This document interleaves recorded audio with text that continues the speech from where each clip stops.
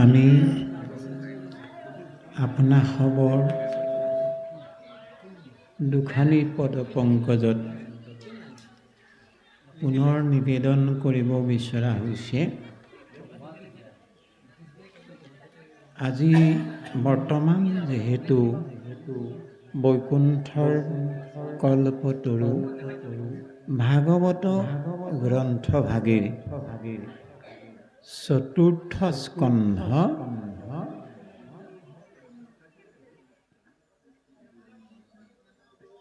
উত্তানপাদ ৰজা আৰু জ্যেষ্ঠ ভাতৃ প্ৰিয়ব্ৰত। উত্তানপাদ ৰজাৰ জ্যেষ্ঠ এজন আছিল, তেওঁৰ নাম প্ৰিয়ব্ৰত। এই প্ৰিয়ব্ৰত আৰু উত্তানপাদ, প্ৰিয়ব্ৰতৰ পৰিৱৰ্তে ভায়েক উত্তানপাদ ৰজা হ'ল। এই দুয়োজন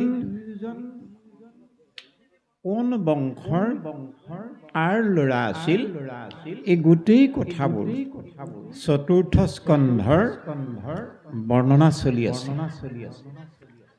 আৰু সেই চতুৰ্থ স্কন্ধৰে অৱগত হৈ যোৱা পদৰ লগত আমাৰ সামান্য চিন্তাৰে আগতে পাৰ হৈ যোৱা কথাসমূহ আমি বুজি পোৱা, আমাৰ মনত যেনে যেনে ধৰণে ভগৱন্তৰ কৃপা মৰ্মে আপোনা খবৰ আশীষ মৰ্মে আহি পৰে, তেনে ধৰণে আমি পুনৰ হৈ যোৱা বিৱৰণসমূহ ঘূৰাই চোৱাৰ কথা ভবা হৈছে। ইয়াকো কৰিবলৈ যাওঁতে আমাৰ আগ পাছ বঢ়াটোটা অনেক দায় আছে। তে আপোনা খবৰ দাস আৰু দাস বুলি আমাৰ দাৰ মাৰ্জনা কৰিবৰ কাৰণে সবাৰো চৰণত আমি সৰ্বপ্ৰথমে সেৱা নিবেদন কৰা হৈছে। প্ৰভু সমস্ত আই মাতৃবৃন্দ, চতুৰ্থ স্কন্ধ ভাগৱত গ্ৰন্থৰ পৰম পবিত্ৰ চতুৰ্থ স্কন্ধ। আৰু আমি প্ৰত্যেকজন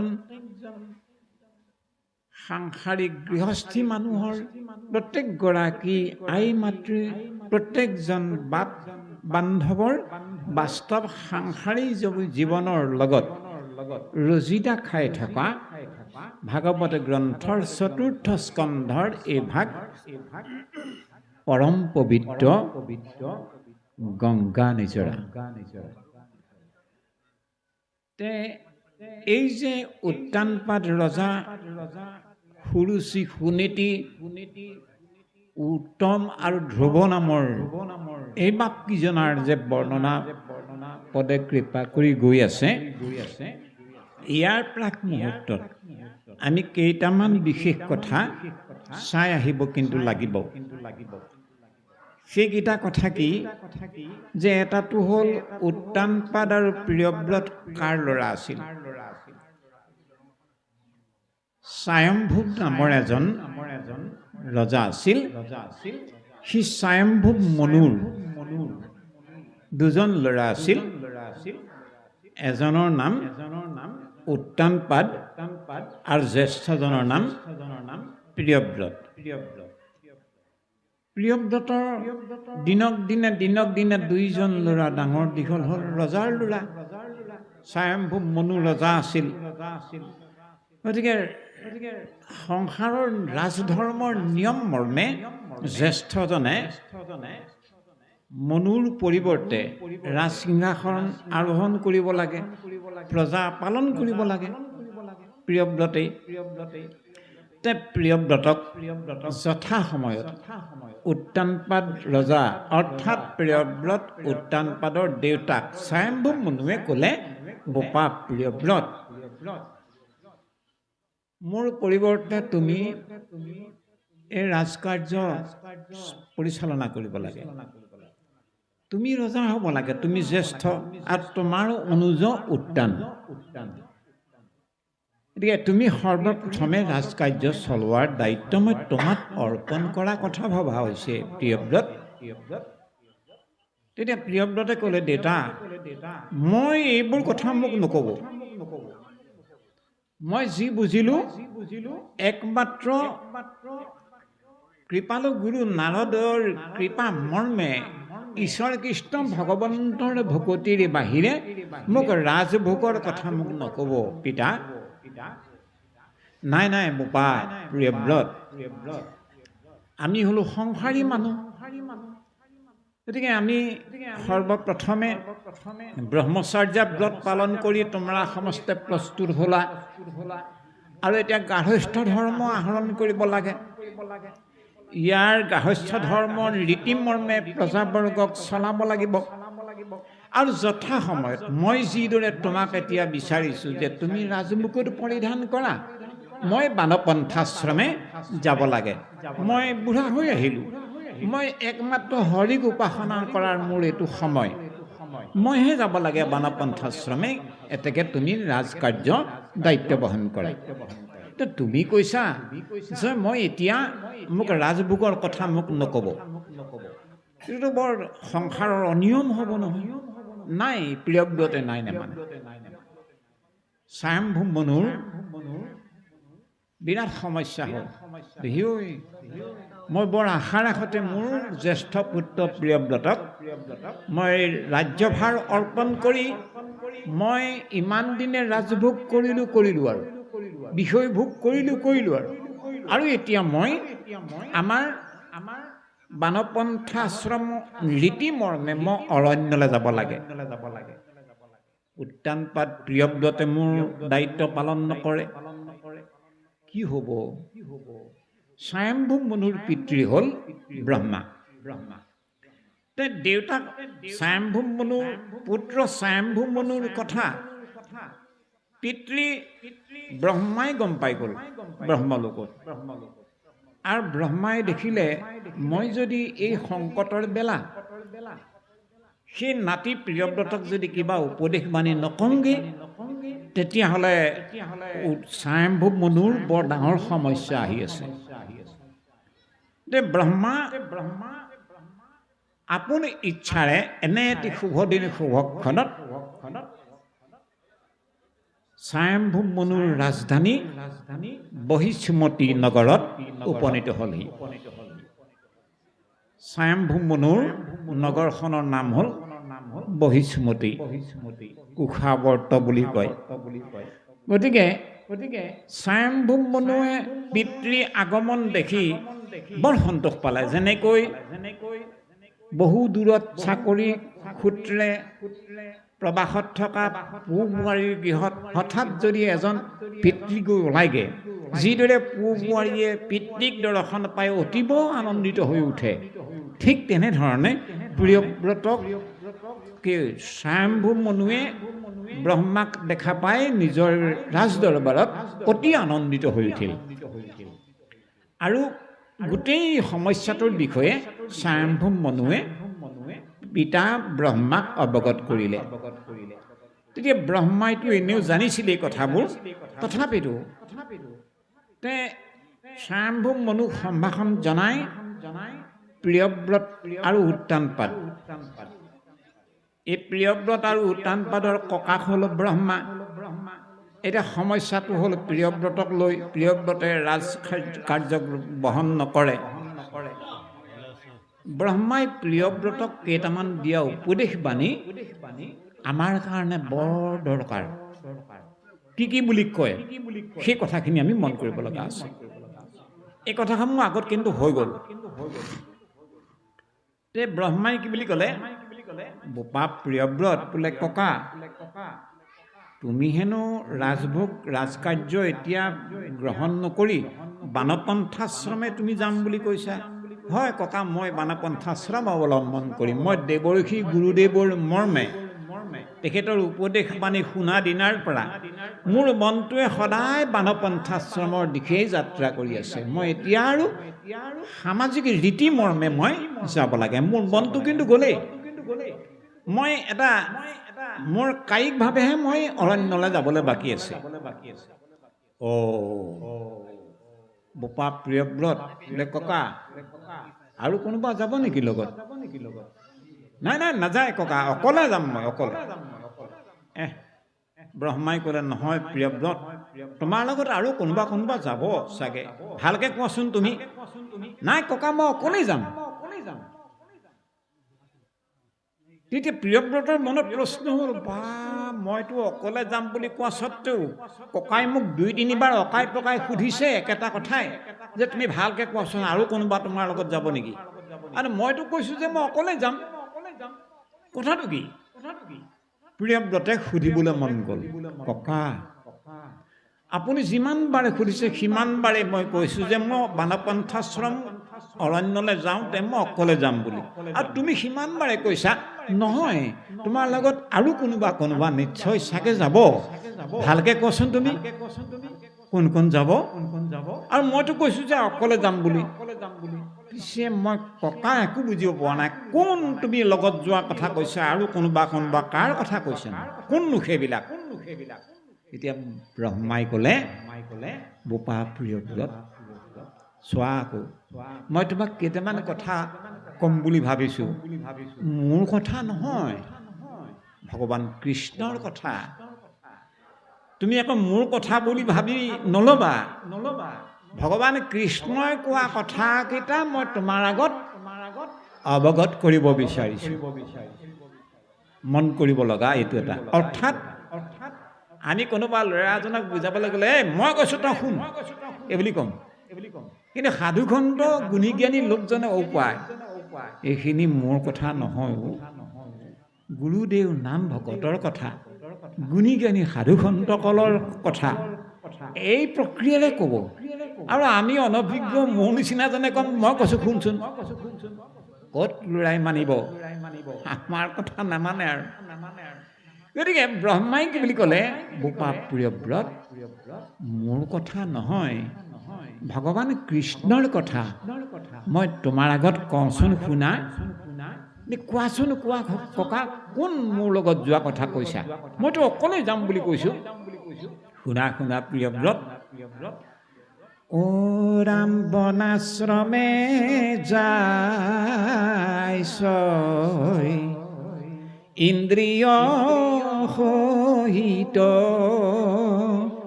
বনে বনে ঘূৰিলেও সুস্থ নাহি চিত্ত। বোপা প্ৰিয়ব্ৰত, তুমি যে কৈছা মই অকলে যাম বুলি, নাই মিছা কথা। ভগৱান কৃষ্ণই কৈছে বনাশ্ৰমে যায়, কোনোবা এজন অৰণ্যলৈ সন্যাসী হৈ গ'ল, হাতত কম্বল ললো চেপেনা লৈ, হাতত ঘটি চেপেনা লৈ, তেওঁ ভাবি ল'ব যে মই অকলে আহিছো। নহয়, ভগৱান কৃষ্ণই কৈছে আৰু বহুত লগত গুচি যায়। কোন লগত যায়?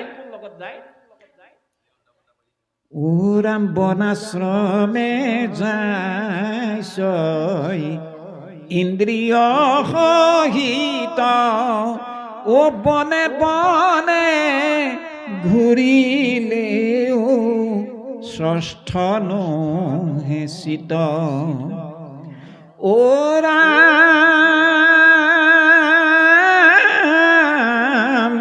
ইবনৰ পৰা যদি শিৱন যায়, তথা পিতু মন বৈশ্য নহে কোঠাই।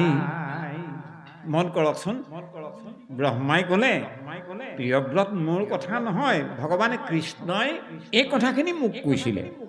যিজনে বনাশ্ৰমত প্ৰৱেশ কৰিব তেওঁ যদিও ভাবে মই অকলে যাম বুলি, নহয়, তেওঁৰ লগত এই গোটেইবিলাক গুচি যায় লগত। কোনবিলাক যায়? প্ৰিয়ব্ৰত তোমাৰ চকুটো তুমি খুলি থৈ যাব পাৰিবা নেকি? নহয় ককা, কেনেকে যাম? তোমাৰ মনটো থৈ যাবা নেকি? ককা মনটো কেনেকে থৈ যাম? তোমাৰ কাণ দুখন থৈ যাবা? তোমাৰ হাত ভৰি থৈ যাব পাৰিবা? তোমাৰ ছাল থৈ যাব পাৰিবা? তোমাৰ নাক থৈ যাব পাৰিবা? তোমাৰ এই গোটেই ইন্দ্ৰিয়বিলাক হাত ভৰি চকু কাণ নাক ছাল জিভা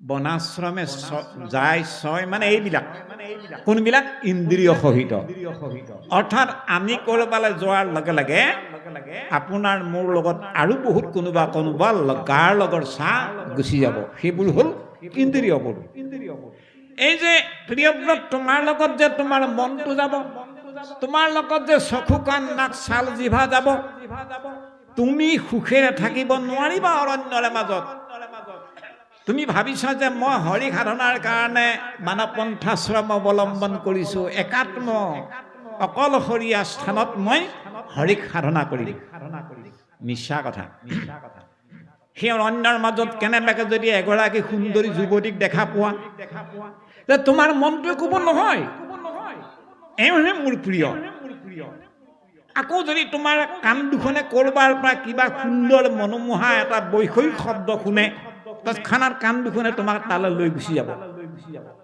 এই ধৰণে প্ৰত্যেকটো ইন্দ্ৰিয়ই কিন্তু তোমাক শুদাই নেৰিব যি পৰ্যন্ত তুমি ইন্দ্ৰিয়ক জয় কৰিব নোৱাৰিবা সেই পৰ্যন্ত এই ইন্দ্ৰিয়বোৰক লৈ হৰি সাধনা কৰিম বুলি শুদ্ধ হ'ব বুলি ভবা কথাটো মিছা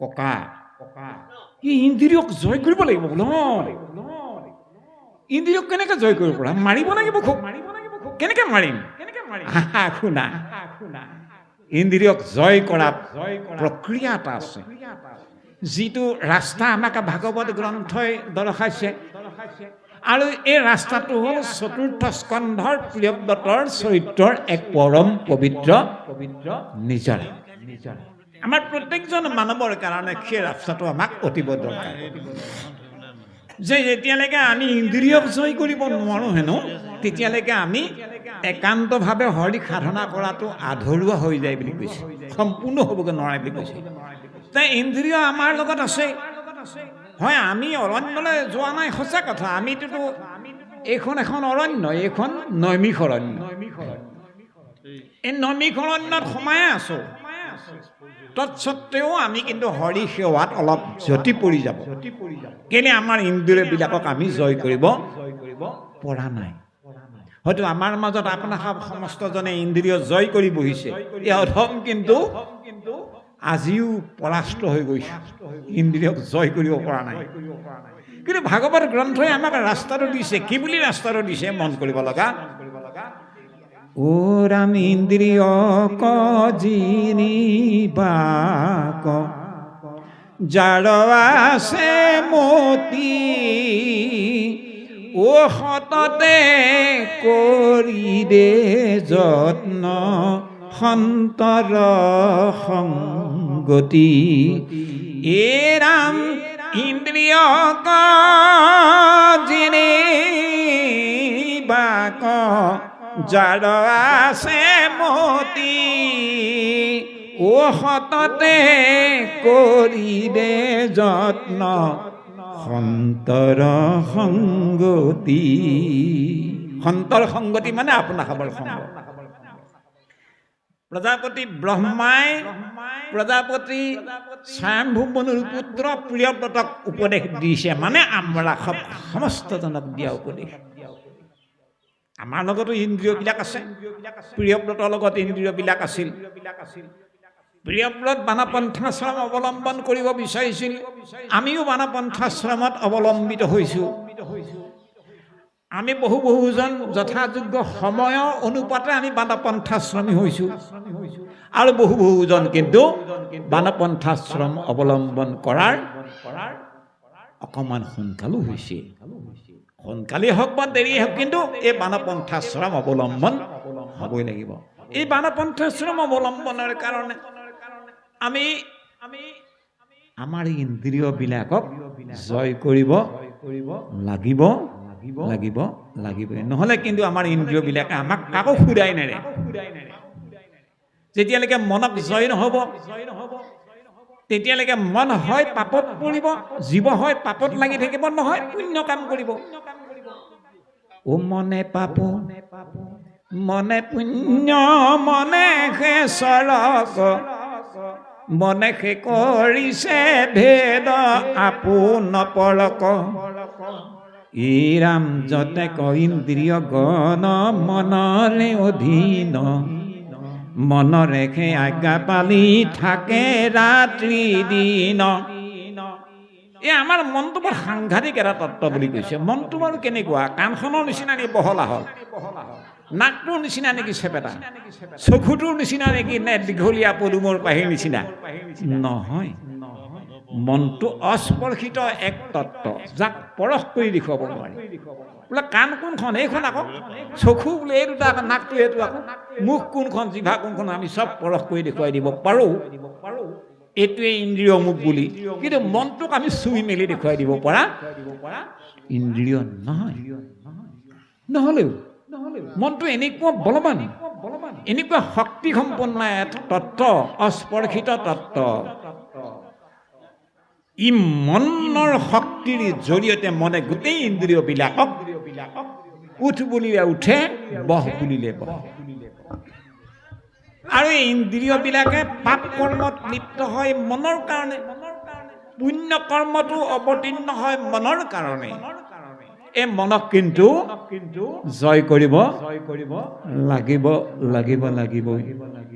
এই মনক জয় কৰিবৰ কাৰণে উপায় এটা আছে কি ইন্দ্ৰিয়ক জিনিবাক যাৰ আছে মতি সতত কৰিবে যত্ন ভকত সংগতি সন্তৰ সংগতি এয়া আপোনাৰ খবৰ সংগ আমি দৈনন্দিন জীৱনত সাংসাৰিক জীৱনত কম বা বেছি পৰিমাণ হ'লেও যিমান পৰিমাণে অৱগাহন কৰিব পাৰিম চিন্তন কৰিব পাৰিম ধাৰণ কৰিব পাৰিম ভকতৰ সংগ ভকতৰ ভক্তি ৰত্নক আমি হৃদয়ত ধাৰণ কৰিব পাৰিম বোলে এনেই শুনিলে বৰ ভাল লাগিলে শুনিলোঁ আৰু তেনেকৈ নহ'ব কিন্তু ভালকৈ অনুভৱ কৰিব পাৰিব লাগিব ভকতৰ সংগত ভগৱন্তৰ ভকতিক যিমানে পৰিমাণে ভকতি আপোনাৰ মোৰ হৃদয়ত অংকৃত হৈ যাব আপোনাৰ সব ভকত ভগৱন্তৰ কৃপা মৰ্মে সিমান পৰিমাণে স্বাভাৱিকতে মন পৰাভূত হৈ যাব মন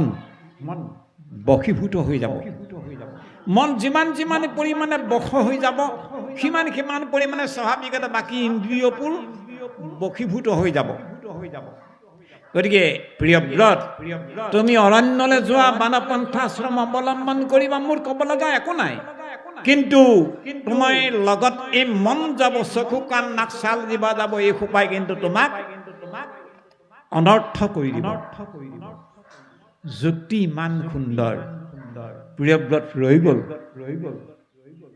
যাই নহওক আমাক এই জ্ঞানটো এই কাহিনীভাগে প্ৰদান কৰিছে যে আমি যি পৰ্যন্ত সৎসংগৰ মাধ্যমেদি আপোনা খাবৰ সংগৰ মাধ্যমেদি মনক জয় কৰিব নোৱাৰোঁ সেই পৰ্যন্ত কিন্তু আমি হাতীয়ে যিদৰে স্নান কৰে মাউতে স্নান কৰাই পাহাৰলৈ উঠি অনাৰ পিছতে হাতীয়ে পুনৰ সুৰে মাটি ছটিয়াই পিঠিটোক লেতেৰা কৰাৰ নিচিনাই আমাৰ হৈ থাকিব আমাৰ প্ৰকৃত স্নানেই নহ'ব এতিয়া নাম নিজৰাত আমি স্নান কৰিব লাগিব সুদীৰ্ঘ বিশ্বাসে শুদ্ধভাৱে তেতিয়াহে আমাৰ এই নাম গংগাজলত স্নান কৰাৰ আমাৰ সুমংগল আমি ফলপ্ৰাপ্তি লাভ হ'ব আমাৰ ফল আমি প্ৰাপ্ত কৰিব পাৰিম এতিয়া যিটো কাম এই মনক ইন্দ্ৰিয়ক পবিত্ৰ কৰাৰ কামটো তপ জপ যাগ যজ্ঞ পূজা পাৰ্বণ শ্ৰাদ্ধ পিণ্ড তীৰ্থ ভ্ৰমণ কোনো উপায় অৱলম্বন কৰি ইন্দ্ৰিয়ক নিকা কৰিব নোৱাৰি মনক বশীভূত কৰিব নোৱাৰি সেই কামটো কেৱল সৎসংগৰ মাধ্যমেদিহে আপোনাৰ সব ভকতৰ সংগৰ মাধ্যমেদিহে ইন্দ্ৰিয়ক নিকা কৰিব পাৰিব মনক জয় কৰিব পাৰিব সেইকাৰণে তুলসীদাসী ৰামায়ণ গ্ৰন্থত এই ইন্দ্ৰিয়ক জয় কৰা মনক শুদ্ধ কৰা এই বিষয়ক গোস্বামী তুলসীদাস মহাৰাজে এজোকা চৌপাই লিখিছে তাত এনেধৰণে বিনুচত